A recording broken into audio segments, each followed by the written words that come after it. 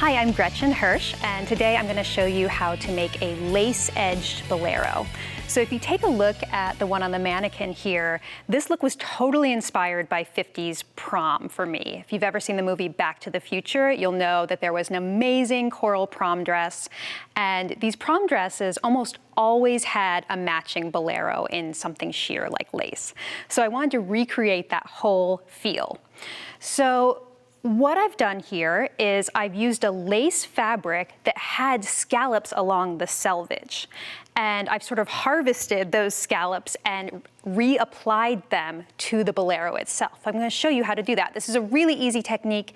You can use it anywhere, not just on a bolero edge, but like the hem of a skirt, a neckline, a sleeve hem. There's so many cool things you can do with this technique, and it's super easy. It's just appliquing the lace on with a zigzag stitch. So I'm going to show you, we're going to be working on this purple version today. So what I've done up to this point is cut out the bolero in lace fabric.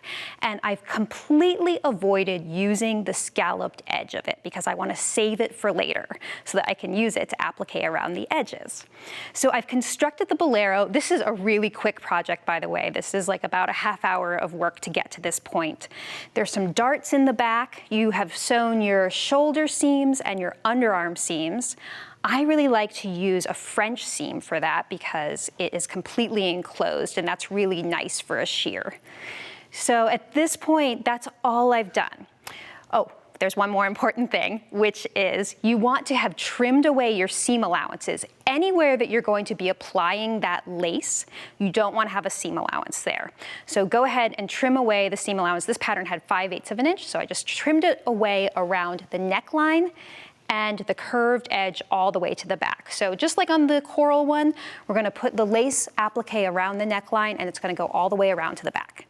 Okay, so let's talk about this process of harvesting. I love that word, harvesting the lace scallops. Take a look at your yardage. This is a beautiful purple lace with cording on it. So I've cut the bolero just as I normally would, the bolero front and back, from the center portion here, avoiding that scalloped edge. And what you're gonna do is just spread out your lace fabric and take a look at that edge. This takes a little bit of judgment because you want to think about how much of that lace you're gonna cut off. I realized on this purple one that I was only going to be able to really save this very narrow scalloped edge. But for some laces, like the coral one that I worked on, you can see that I used a little bit wider portion of the design. It really depends on your lace and what the lace motif looks like. And if you're not sure, my best tip is to experiment a little bit. Just cut off a little scrap, try the technique on that scrap rather than committing to the whole bolero.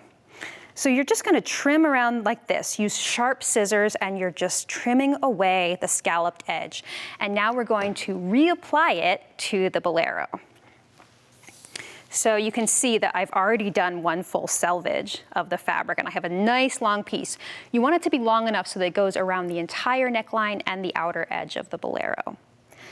Now, one important thing to think about before you start sewing is your thread color. Okay, so I would recommend taking a few colors and see what blends in the best.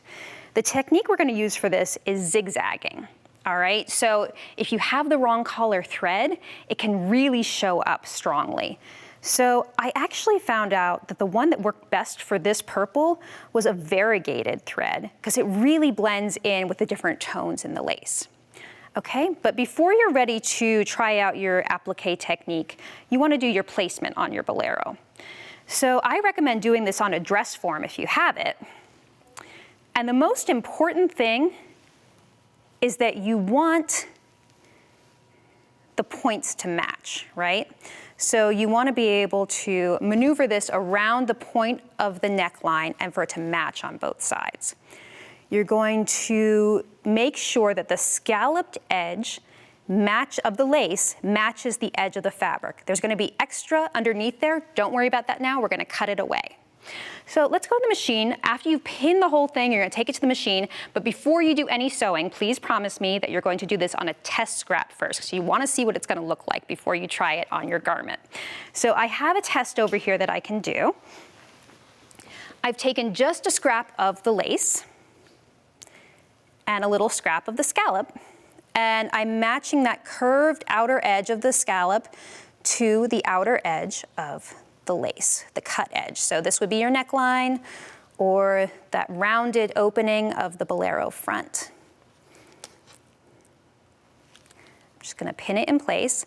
And what we're going to do is we're going to zigzag along the cut edge of the trim.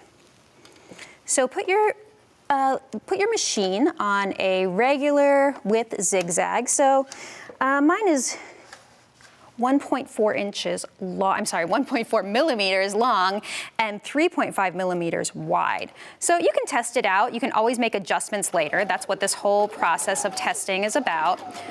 And I am just zigzagging that lace down to the fabric. So you're gonna have to take this really slow and keep pivoting so that you're following the shape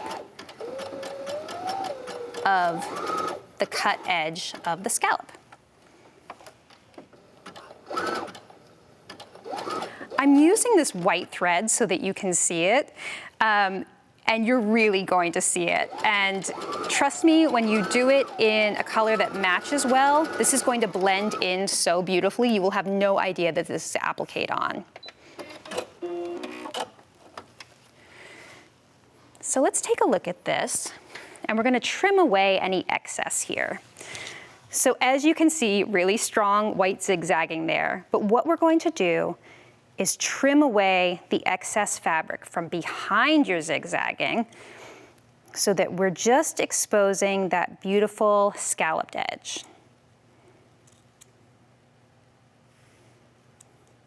So go slowly with this, use nice sharp scissors and just trim away. And you can see now you're exposing that beautiful curved edge. Again, your stitching will blend in really nicely once you have the correct color thread. I have one other idea about lace applique to share with you. And this is a lot simpler and it gives a very different effect. What this is using mirror appliques. And what that means is it's two appliques generally that are mirror images of each other. You can find these online. I ordered these lace appliques in different colors, and they're so fun to work with. So you can see I did one here on the jumpsuit and had it kind of trail down the bodice and down the pant leg, which is really fun, and then put rhinestones on it because why not? But this is a great idea for the bolero. And I'm going to show you how you could work with the mirror appliques on the bolero. And I've been dying to do this, so I'm really excited to demonstrate this. I have this black bolero in an eyelet. I kind of wish this were just a sort of solid plain weave, but you get the idea. So it would be so fun to use these mirror appliques around the edge of the bolero like this. And let's make sure that I'm going the right way. Am I?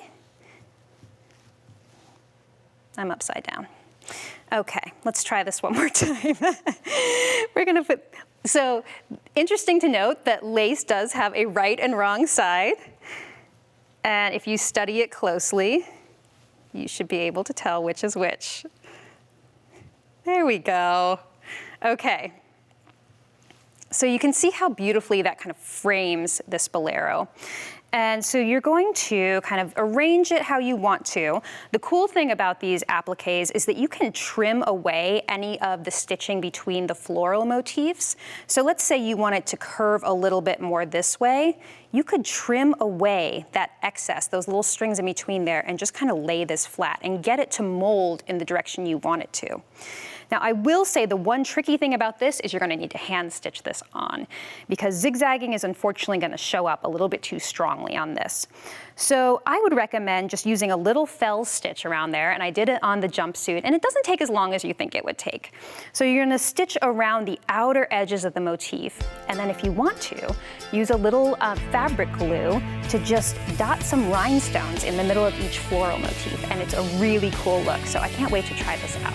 So I hope you love these ideas about using lace appliques and about sewing your own bolero.